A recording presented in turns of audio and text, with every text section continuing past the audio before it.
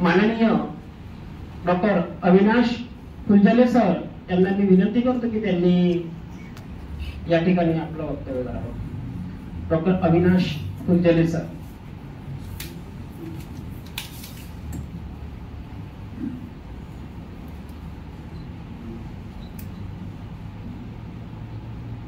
धन्यवाद प्रबोधन. तथागत गौतम बुद्ध डॉक्टर बाबासाहेब आंबेडकर यांच्या प्रतिमांना मी त्रिवार वंदन करतो. आणि आजच्या या कार्यक्रमाचे अध्यक्ष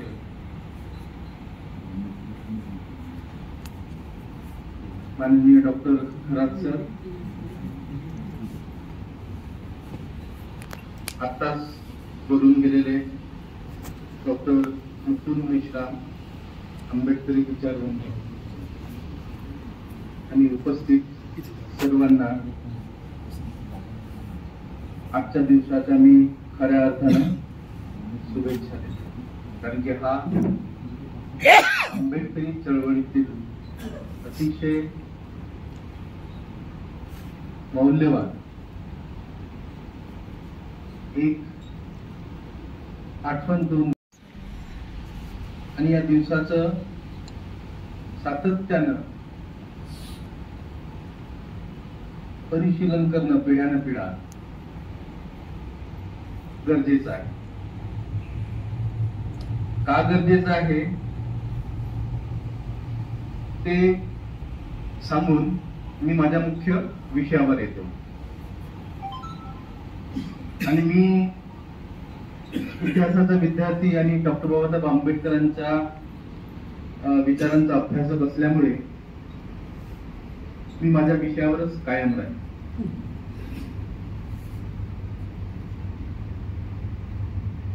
डॉक्टर बाबासाहेब आंबेडकरांनी 1944 मध्ये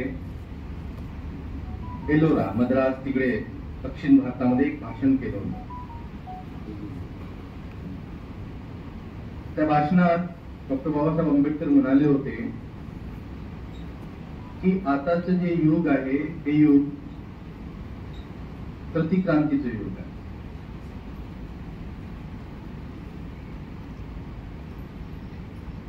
आणि ही प्रतिक्रांती सुरू आहे. आपणही आता प्रतिक्रांतीच्या युगातच जगत आहोत, वावरत आहोत.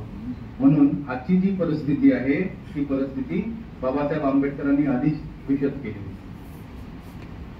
त्यावेळेस डॉक्टर बाबासाहेब आंबेडकर कौन्सिलचे सदस्य होते, गव्हर्नर कौन्सिल.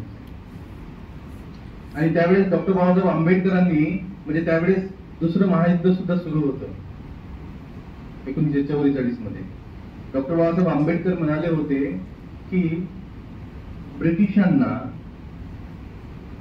जर्मनी विरुद्ध संघर्ष करण्याकरिता 100 कारणे असतील. जर्मनी म्हणजे ब्रिटिशांना जर्मनी विरुद्ध संघर्ष करण्याकरिता 100 कारणे असतील, पण आम्हाला या हिंदू धर्माविरुद्ध लढण्यासाठी 1000 कारण आहेत. आणि ते कारण अजूनही तसेच आहे. आणि महत्वाचं कारण म्हणजे की इथला जो समाज आहे, इथली जी संस्कृती आहे, इथलं जे तत्वज्ञान आहे, हे तत्वज्ञान एका धार्मिक व्यक्तीकडून नियंत्रित केलं गेलं, त्याचं पालन केलं गेलं आणि वर्षानुवर्ष ते कसं पाळलं जाईल याची यंत्रणा उभी केली गेली. आणि ती यंत्रणा अजूनही कायम आहे. आणि ती यंत्रणा म्हणजे कोणती तर मनुस्मृती.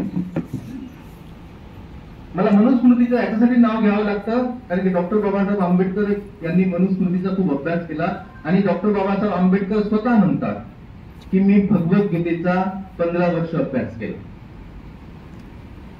आपल्या भाषणामध्ये म्हणतात. आणि याचा आणि या महाडचा क्रांती संग्रामासोबत संबंध आहे. म्हणूनच मी हे थोडस बोलून आपण या विषयावर येऊ. मनुस्मृतीमध्ये ज्या काही अनेक उल्लेख आहेत आणि शूद्रांच्या बद्दल तर खूप जास्त उल्लेख आहे आणि शूद्रांना कुठल्याही प्रकारचे शिक्षणाचा अधिकार नको, संपत्तीचा अधिकार नको, कुठला सामाजिक अधिकार नको, म्हणजे सगळे अधिकार केलेले आहेत. आणि शूद्र हा नेहमी जन्मताच गुलाम असतो, कारण की तो त्याचा जन्म झाल्याबरोबर, शूद्रांच्या घरात जन्म झाल्याबरोबरच तो गुलाम. हे सुधारण डॉक्टर बाबासाहेब आंबेडकर कोट करतात त्याच्यासारखंच जेव्हा बहिष्कृत हिरकांनी सभेच्या द्वारे डॉक्टर बाबासाहेब आंबेडकर 1928 मध्ये सायमन कमिशनला एक निवेदन देतात.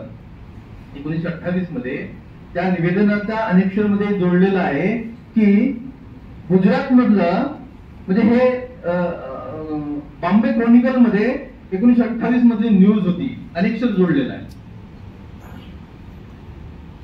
आणि वाघेला नावाच्या व्यक्तीने यांना कळवलं होतं किंवा तिचं शीर्षक आहे वाघेलाने हे सगळं गुजरात मधल्यांनी सांगितलं. तर 2 भाऊ होते आणि त्या 2 भावापैकी एका भावाचं नाव होतं कौरव आणि कौरवाला 2 मुलं होती, एक दामू आणि एक दुसरं कोणतं तरी नाव असेल.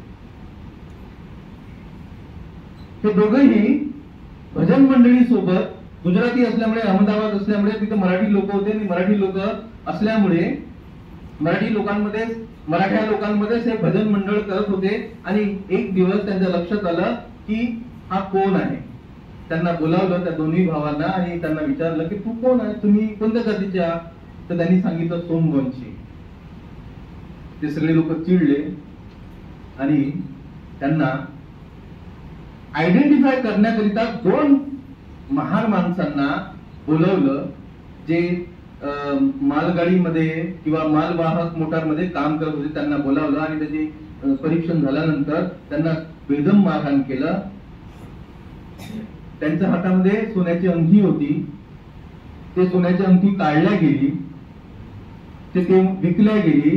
11 रुपये मिळाले आणि 6 रुपये ज्यांनी आयडेंटिफाय केलं त्या माणसांना 6 रुपये दिले. त्यांना काय म्हणतात त्याला, वंगण आणि त्यांचं शरीर रंगवून टाकलं. एकाच्या हातात झाडू दिला आणि दुसऱ्या हातात फलक दिलं आणि त्या फलकावर लिहिलेलं होतं की आम्ही पुरुषांना स्पर्श करून त्यांचा धर्म बाटवला. हे जेव्हा आपण वाचतो तेव्हा आपल्याला लक्षात येते की मनुस्मृती अजूनही जिवंत आहे आणि मनुस्मृती जिवंत होती. आणि मनुस्मृतीमध्ये तेच सांगितलं की सोनं कोणतेही वस्त्र, सोन्याचे कोणतेही दागिना अलंकार करून जाईल, त्यांच्या हातातून काढून घेतलं. म्हणजे ही परिस्थिती होती. आणि अशा परिस्थितीमध्ये डॉक्टर बाबासाहेब आंबेडकरांनी जो संघर्ष केला, जो लढा दिला, आणि तो लढा आपल्याला गुलामगिरीतून बाहेर काढण्यासाठी आपल्याच लोकांविरुद्ध, कारण की भारतीय संस्कृती एवढी विशाल आहे की ते सगळं विश्व आपलं कुटुंब मानतात. परंतु याच कुटुंबातला त्यांच्या खांद्याला खांदा देऊन असणारा, त्यांच्या घराचं काम करणारा मात्र माणूस हा मात्र त्यांच्यासाठी नकोसा झालेला आहे. त्यांच्यावर अन्वित अत्याचार होत आहे. आणि ही जी व्यवस्था आहे, ही व्यवस्था धर्माने मान्य केलेली आहे, समाज व्यवस्थेने मान्य केलेली आहे आणि त्या समाजाने सुद्धा मान्य केलेली आहे की आम्ही गुलाम आहोत. एवढी मानसिक गुलामगिरी त्या काळामध्ये बोकाळलेली होती. आणि या सगळ्या गोष्टीतून मार्गक्रम काढून डॉक्टर बाबासाहेब आंबेडकरांनी लोकशाही या देशामध्ये कशी प्रस्थापित होईल आणि आमच्या बरोबर इतरही लोकांना कसा न्याय मिळेल याची धडपड डॉक्टर बाबासाहेब आंबेडकरांनी केल्याची आपल्याला दिसून येते. आणि आपण भाग्यवान आहोत की डॉक्टर बाबासाहेब आंबेडकरांच्या महत्वाच्या ज्या 2 घटना घडलेल्या आहेत, त्या 2 घटना त्याचा साक्षीदार नागपूर आहे.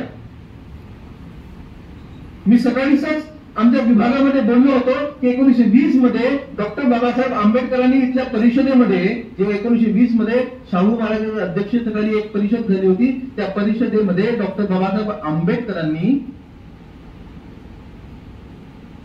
अस्पृश्य समाजाचं नेतृत्व आपल्याकडे खेचून आणलं होतं. कारण की आतापर्यंत ते वेगवेगळे लोक अस्पृश्यांचा उद्धार करण्याकरिता पुढे सरसावलेले होते. आणि डॉक्टर बाबासाहेब आंबेडकरांनी या ठिकाणी वीरा शिंदेनी जे सुचवलेलं होतं त्याचा कळाळून विरोध केला आणि डॉक्टर बाबासाहेब आंबेडकरांनी खऱ्या अर्थानं लिडरशिप 1920 मध्ये नागपूर मध्ये आपल्या हातात घेण्याचा प्रयत्न केला. नंतर मग ते शिक्षणासाठी गेले, परंतु त्यांनी लिडरशिप मात्र आपली इथे एस्टॅब्लिश केली असं आपल्याला दिसतं. आणि बाबासाहेब आंबेडकरांचा आणि आपल्या समस्त लोकांचं जीवन उधळून टाकणारा क्षण म्हणजे आपल्याला बौद्ध धर्माकडे घेऊन जाणारा. या दोन्ही घटना इथे नागपूरमध्ये झाल्या आणि नागपूरचे लोक त्याच्या संदर्भात साक्षीदार आहेत. डॉक्टर बाबासाहेब आंबेडकरांनी हा महाडचा जो सत्याग्रह केला, हा सत्याग्रह का महाडच निवडलं, हा एक मोठा प्रश्न निर्माण होतो. महाड हे कसं पुरोगामी लोकांचं गाव होतं, शहर होतं. आणि तिथला जो नगरपालिकेचा जो अध्यक्ष होता, या अध्यक्षाला या सगळ्या चळवळीबद्दल आत्मीयता होती. बोलेही तिथलेच होते आणि सी.के. बोलेनी मुंबई विधिमंडळामध्ये सार्वजनिक ज्या काही गोष्टी आहेत त्या सगळ्या गोष्टींना सगळ्यांना खुलं असायला पाहिजे असा एक ठराव मांडला होता 1923 मध्ये. आणि त्याच्यानंतर 5 वर्षानंतर त्या ठरावाची अंमलबजावणी होत नव्हती, कारण की तो तळ अजूनपर्यंत सगळ्यांना मोकळा होत नव्हता, कारण की तिथे पाठीच लागली नव्हती. महाडच्या 14 तळ्याच्या सत्याग्रहावर पाठीच लागली नव्हती की हे सार्वजनिक तळ आहे म्हणून. त्याच्यामुळे कोणी उपभोगच घेऊ शकत नव्हता. आणि डॉक्टर बाबासाहेब आंबेडकरांना अशा प्रकारची एक प्रतिकात्मक लढाई सुद्धा कदाचित करावीशी वाटत असावी, कारण की बहिष्कृत हितकांनी सभा स्थापन झाल्यानंतर त्यांनी जी आपल्या समाजाची जी संघटना बांधली, या संघटनेला एक विशिष्ट लढा कसा देता येईल या उद्देशाने एखादी चळवळ उभी करणं त्यांना महत्वाचं वाटत असावं. म्हणूनच त्यांनी लोकशाही मार्गाचा लढा इथे उभारला आणि त्याच्यानंतर सातत्याने डॉक्टर बाबासाहेब आंबेडकरांनी सातत्याने या लोकशाही मूल्यांचा लढा कसा लढत गेले हे आपण पाहू. आपण आपल्या सगळ्यांना माहिती आहे की तळ्यातून पाणी घेतलं आणि हा जो संघर्ष झाला, हे सगळं आपल्या आधीच्या लोकांनी किंवा आपल्या सगळ्या आपले वक्ते तेच सांगत असतात.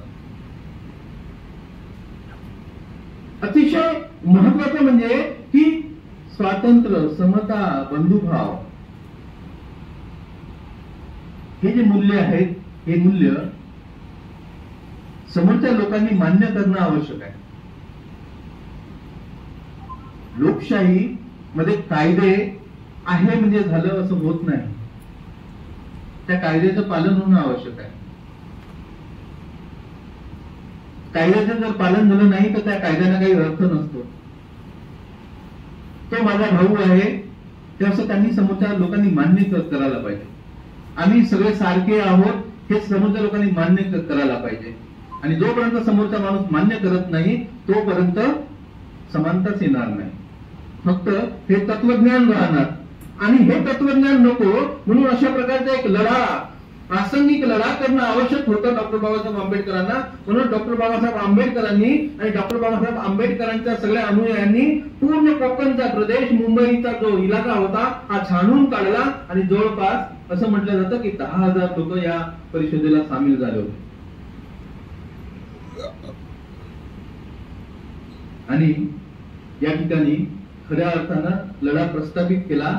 हा केवळ प्रतिकात्मक होता की आम्ही माणूस आहोत, तुमच्यासारखेच माणूस आहोत, आम्हालाही हक्क आहे आणि हे हक्क आम्हाला कायद्याने दिले असल्यामुळे ते प्रस्थापित करणं आवश्यक आहे आणि प्रस्थापनेची मुहूर्तमेढ डॉक्टर बाबासाहेब आंबेडकरांनी खऱ्या अर्थानं या महाराष्ट्र सत्याग्रहानं रोवली आणि इथून तो लढा बाबासाहेब आंबेडकर घेऊन गेले. इथून स्वस्थ बसले नाही आणि याचाच एवढा मोठा प्रभाव झाला, डॉक्टर बाबासाहेब आंबेडकरांचा या लढ्याचा एवढा मोठा प्रभाव झाला की डॉक्टर बाबासाहेब आंबेडकर म्हणजे त्यावेळेस नॉमिनेट होतं, 2 लोकांना नॉमिनेट करावं लागत होतं लेजिस्लेटिव्ह असेंब्लीवर. तर डॉक्टर बाबासाहेब आंबेडकरांना नॉमिनेट केलं कारण की दलितांचे नेते म्हणून एस्टॅब्लिश झाले होते या सत्याग्रहाने, म्हणजे सगळीकडे कीर्ती झाली होती आणि या सत्याग्रहाने खऱ्या अर्थानं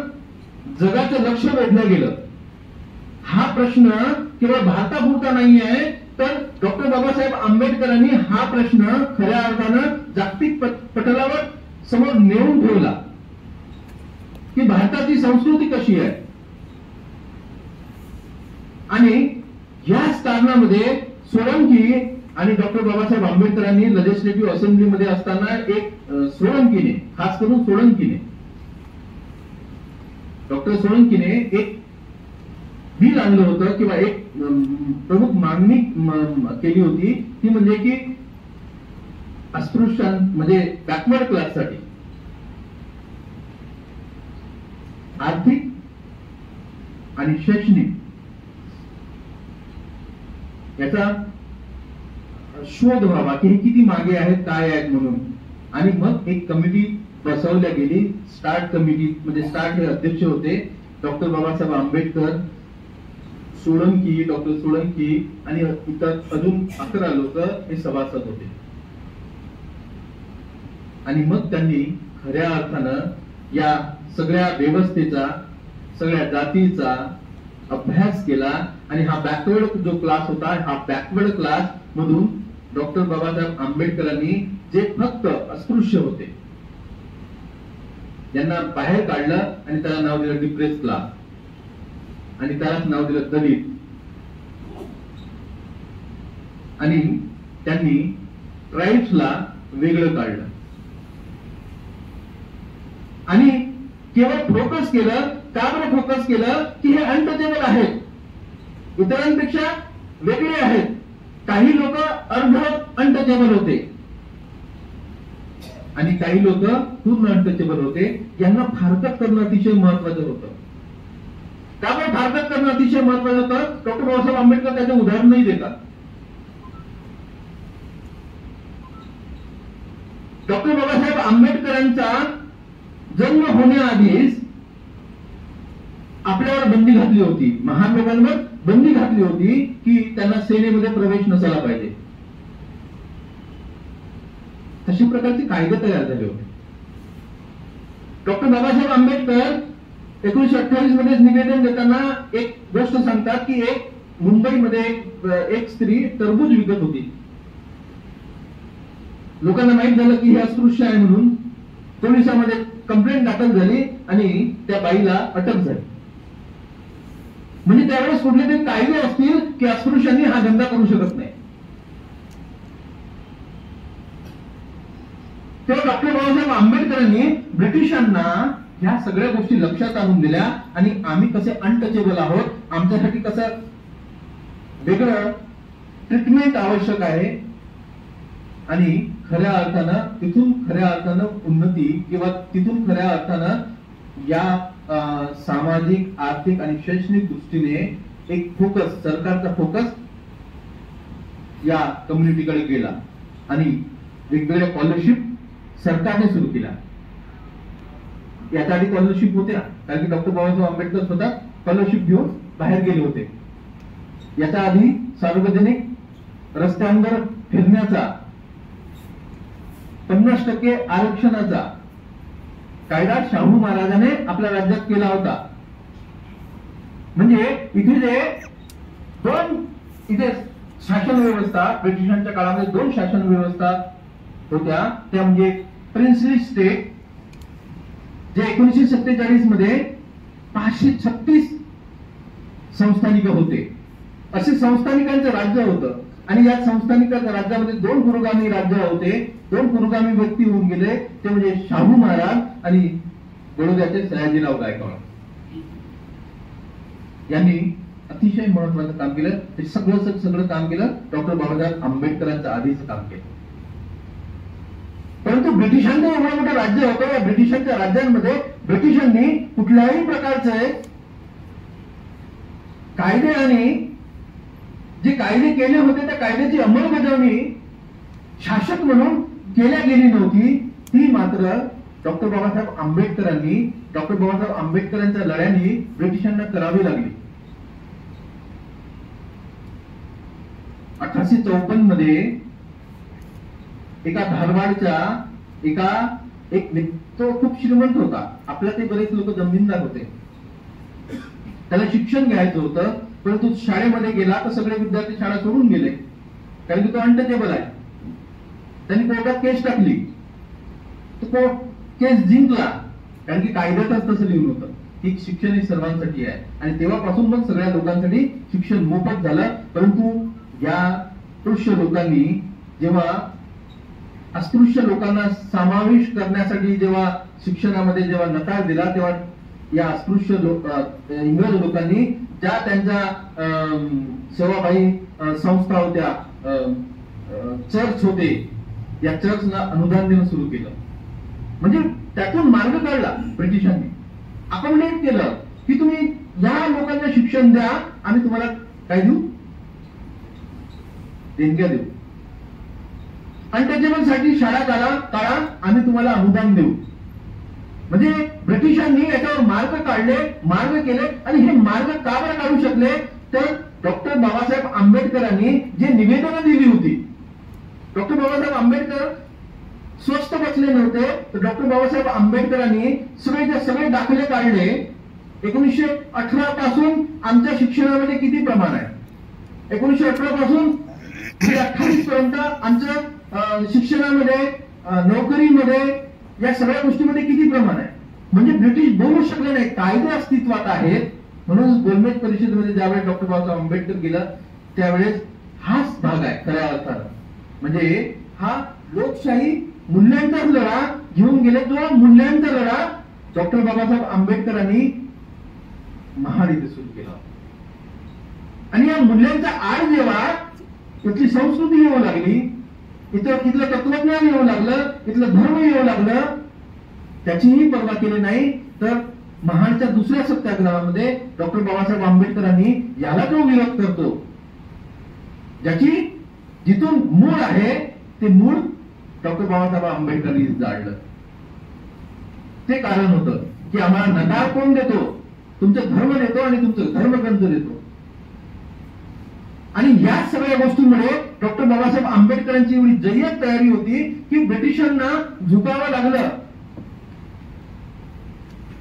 ब्रिटिशांना या सगळ्या गोष्टी कराव्या लागल्या, कारण की आम्ही मानव आहोत, आम्हालाही शरीर आहे, आम्हालाही मन आहे, आम्हालाही संस्कृती आहे. आणि मानव म्हणून आपल्याला काय केलं, एस्टॅब्लिश केलं.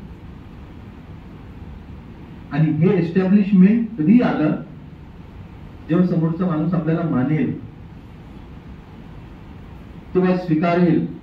आणि गोलमेज परिषदेमध्ये जेव्हा आपल्याला स्वतंत्र मतदारसंघ मिळाला आणि महात्मा गांधींनी त्याला विरोध केला आणि त्याच्यानंतर पुणे करार पॅक्ट झाला, या पुणे कराराने खऱ्या अर्थानं पहिल्यांदा आपल्याला मान्यता दिली की आम्ही अस्पृश्य नाही आहोत, आम्ही माणूस आहोत, आमचे हक्क आहेत. आणि ते हक्क पुणे कराराने, म्हणजे इथल्या बहुसंख्य लोकांनी आपले हक्क मान्य केले, स्वीकारले. तो आपला डॉक्टर बाबासाहेब आंबेडकरांचा किंवा यांचा पहिला विजय होता. मानसिक दृष्ट्या स्वीकारणं हे अतिशय महत्वाचं होतं. त्यांनी आपल्याला भागीदारी दिली, सत्तेमध्ये भागीदारी दिली, हे महत्वाचं होतं. आणि खऱ्या अर्थानं माइलस्टोन झाला आपल्या या लोकशाहीचा इथं रुळवण्याचा. आम्हीही या लोकशाहीचे काय आहोत, एक घटक आहोत. हे घटक जे डॉक्टर बाबासाहेब आंबेडकरांनी महात्मा सत्याग्रहापासून सुरू केलं ते पुन्हा करारापर्यंत कायम ठेवलं आणि म्हणूनच डॉक्टर बाबासाहेब आंबेडकरांना विजय मिळाला आणि इथल्या बहुसंख्य लोकांना मान्य करावं लागलं. तत्व म्हणजे हे आमचे घटक आहेत. ही महत्वाची गोष्ट आहे. कायद्याचं पालन होणं आवश्यक आहे. कायदे असून काही मान्य नाही, तरी मान्य नसेल तर काय फायदा. याचं उदाहरण आपल्याला पुणे करारामध्ये दिसते की त्यांना पहिल्यांदा मान्य करावं लागलं की हा एक घटक आहे आणि हा 6 करोड असणारा घटक हा बाहेर जायला नको. आणि म्हणूनच डॉक्टर बाबासाहेब आंबेडकरांनी जे काही लढे दिलेले आहेत ते सगळेच्या सगळे लढे हे लोकशाही मूल्य कसे या ठिकाणी राबतील. काळाराम मंदिराचा सत्याग्रह हाही लोकशाही मूल्यांसाठीच केलेला होता. तो काही देवासाठी, देव दर्शनासाठी त्याच्यासाठी केलेला नव्हता. आणि म्हणूनच डॉक्टर बाबासाहेब आंबेडकर आम्हाला मंदिरही नको, आम्हाला तुमचं काहीच नको, आम्हाला आमचे हक्क द्या. आपल्या हक्काचा दावा ठोकतात आणि पुणे करारातून जेव्हा निष्पन्न काही होत नाही, पुणे करार जेव्हा या सगळ्या गोष्टी आम्हाला देण्यासाठी म्हणजे त्याला बगल देत आहेत असं जेव्हा दिसलं तेव्हा 1946 मध्ये नागपूरमध्ये पुणे कराराचा निषेधही करतात. पुणे करार रद्द करा म्हणतात. डॉक्टर बाबासाहेब आंबेडकरांनी एक मोठं निवेदन दिलेलं आहे. जवळपास 40 पानाचं निवेदन दिलेलं आहे काँग्रेसला. ते अजून निवेदन मला वाटतं की स्टेट अँड मायनॉरिटी आणि हे कारण की हे निवेदन डॉक्टर बाबासाहेब आंबेडकरांनी आधीच दिलेलं आहे. आता ते पाहावं लागेल. स्टेट अँड मायनॉरिटी मध्ये म्हणजे शेड्यूल कास्ट फेडरेशननी जे डेलिगेशन दिलं होतं आणि डॉक्टर बाबासाहेब आंबेडकरांनी काँग्रेसला पुणे करार मध्ये काही आम्हाला सवलती असायला पाहिजे म्हणून एक 32 पानाचं निवेदन दिलं. याच्यातला काय काय कलमा आहेत ते अभ्यासणं आवश्यक आहे. मग आपल्याला समजून येईल खऱ्या अर्थानं की डॉक्टर बाबासाहेब आंबेडकरांनी पुणे करायला काय विरोध केला. कारण की आमची भागीदारी नाहीये. कारण की डॉक्टर बाबासाहेब आंबेडकर हे राजकीय पटलावरून 1937च्या इलेक्शन मध्ये राजकीय पटलावर एक सूर्य म्हणून उगवायला आले, म्हणजे उगवले, पण 1946 मध्ये त्यांचा एकही सीट निवडून आलेला आहे. फक्त विदर्भातून एकच जाधव ते एकटे फक्त निवडून आले होते. 1952 जेव्हा इलेक्शन झालं तेव्हा पण निवडून आले नाही. म्हणजे आमची भागीदारी असायला पाहिजे, आमच्या लोकशाहीमध्ये आमचं असायला पाहिजे. आणि बहुसंख्याकांनी अल्पसंख्याकांना समजून घेणं आवश्यक आहे. आणि जोपर्यंत तुम्ही बहुसंख्य अल्पसंख्याकांना समजून घेणार नाही तोपर्यंत हा लोकशाहीचा लढा तसाच राहील आणि हा संघर्ष असाच पेटवत राहील. आणि हा संघर्ष जोपर्यंत हा गरीब माणूस मोठा होणार नाही, तुमच्या खांद्याला खांदा देऊन लढणार नाही, तुमच्या सगळ्या याच्यामध्ये सहप्रवासी होणार नाही, तोपर्यंत या लोकशाहीला काही अर्थ राहणार नाही. म्हणून 1927 पासून डॉक्टर बाबासाहेब आंबेडकरांनी जो संघर्ष सुरू केला तो 1949 पर्यंत भारतीय राज्यघटना लिहितपर्यंत हा संघर्ष तसाच चालू होता. प्रत्येकाचे अधिकार कसे ठासून मिळतील, आमचा तो अधिकार आहे, यासाठी लहान लहान गोष्टीसाठी डॉक्टर बाबासाहेब आंबेडकरांनी संघर्ष केला आणि तो मिळवून घेण्याचा प्रयत्न केला. आणि हा सगळा संघर्षाचा पर्व जर कुठून सुरू झालं असेल तर ते महाडच्या सत्याग्रहापासून आपल्याला दिसून येतं. म्हणून महाडचा सत्याग्रह अतिशय महत्वाचा आहे. आज एक नवीन टर्म आलेली आहे, सर्वांचा समान अधिकार आहे. आणि ते तळे नैसर्गिक तळे होते. बाबासाहेब आंबेडकरांनी कोर्टामध्ये सिद्ध करून दाखवलं की हे कोणाचा खाजगी मालकीचे तळे नाही आहे, तर हे नैसर्गिक तळे आहेत आणि ते सार्वजनिक आहे. आणि या सार्वजनिक तळ्यावर सगळ्यांचा अधिकार असायला पाहिजे. आणि इथूनच कदाचित नैसर्गिक गोष्टीवर सगळ्यांचा अधिकार असायला पाहिजे ही जी नवीन टर्म आपण जे वाचतो ही टर्म तर आपल्याला डॉक्टर बाबासाहेब आंबेडकरांच्या महाड सत्याग्रहामधून दिसते आपल्याला. तर या सगळ्या गोष्टी आहेत, त्या सगळ्या गोष्टी लोकशाही ला तेव्हाच अर्थ आहे जेव्हा बहुसंख्य आणि अल्पसंख्याक यांचे हित एकमेक दोघंही जपतील. अल्पसंख्याकही बहुसंख्याकाच्या लोकांचा मान ठेवेल आणि बहुसंख्यही अल्पसंख्याकाचा मान ठेवेल. अशी जेव्हा परिस्थिती या देशामध्ये निर्माण होईल तेव्हा खऱ्या अर्थानं या देशामध्ये लोकशाही राबेल, लोकशाही आहे असं आपण समजू. तोपर्यंत, कारण की आजचं जर चित्र पाहिलं तर बहुसंख्य हे आपला अधिकार, हम है, हम जो बोलेंगे वही करना, ही जी हेकीखोराची भावना आहे, ही हेकीखोरीची भावना लोकशाहीमध्ये नसतं. परंतु आपली लोकशाही बहुमताच्या आधारावर असतं. एखाद्याला 49 मतं मिळाले आणि एकाला 51 मतं मिळाले, 51 लोक राज्य करतात 49 लोकांवर. अशी परिस्थिती सध्या चालू आहे. पण 49 लोकांचं जे हक्क आहेत, त्याचा जो आवाज आहे तो दाबण्याचा प्रयत्न करतात. जो आवाज बुलंद करण्याचा प्रयत्न डॉक्टर बाबासाहेब आंबेडकरांनी महाराष्ट्र सत्याग्रहापासून केला आणि या देशाला एका उन्नत देशाकडे, लोकशाहीकडे घेऊन जाण्याचा प्रयत्न केला. आता ही लोकशाही कोणत्या मार्गाकडे घेऊन जाण्याची आहे याची जबाबदारी आपल्या खांद्यावर आलेली आहे. आपण कसं या लोकशाहीला घेऊन जातो? आपण असं छिन्न भिन्न राहून आपण ही लोकशाही केवळ भाषणबाजीमुळे आणि याच्यामुळे आपण ही लोकशाही समोर घेऊन जाऊ का? कारण की डॉक्टर बाबासाहेब आंबेडकरांनी अनेक जातीसोबत हातमिळवणी केली. कोटी पद्धतीचं बिल जर पाहिलं तुम्ही, ते आंदोलन जर पाहिलं तर त्यांनी कितीतरी म्हणजे कुणबी लोकांसोबत, मराठा लोकांसोबत त्यांनी आंदोलन उभी केली. कुणब्यांमध्ये एवढी मोठी जागृती केली. मी जेव्हा खोती आणि यांचे जेव्हा डॉक्युमेंट्स पाहिले आर्काइव्ह मध्ये, तेव्हा कुणबी लोक मुलांच्या शिक्षणासाठी आग्रह धरतात.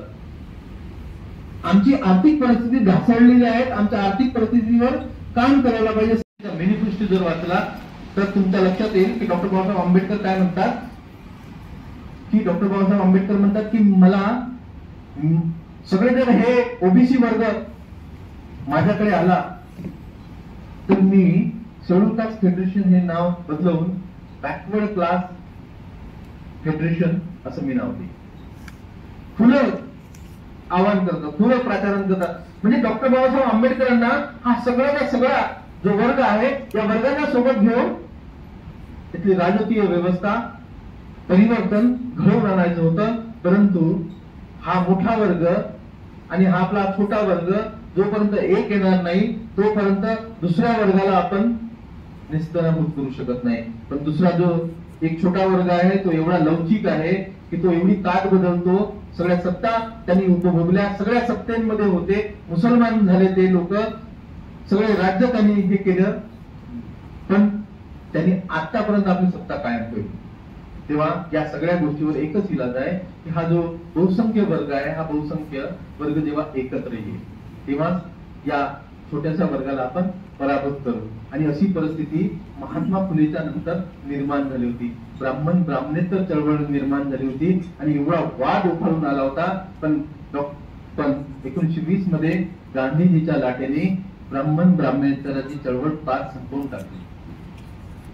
डॉक्टर बाबासाहेब आंबेडकरांनी खूप प्रयत्न केला परंतु त्यांना जात चिटकवल्या गेली आणि जात चिटकवून त्यांचं महत्व, त्यांचं तत्वज्ञान, त्यांचे बुद्धी चातुर्य सगळं खुज करण्याचा प्रयत्न केला. आणि आज जगात खुज करण्याचा प्रयत्न अजूनही सुरू आहे.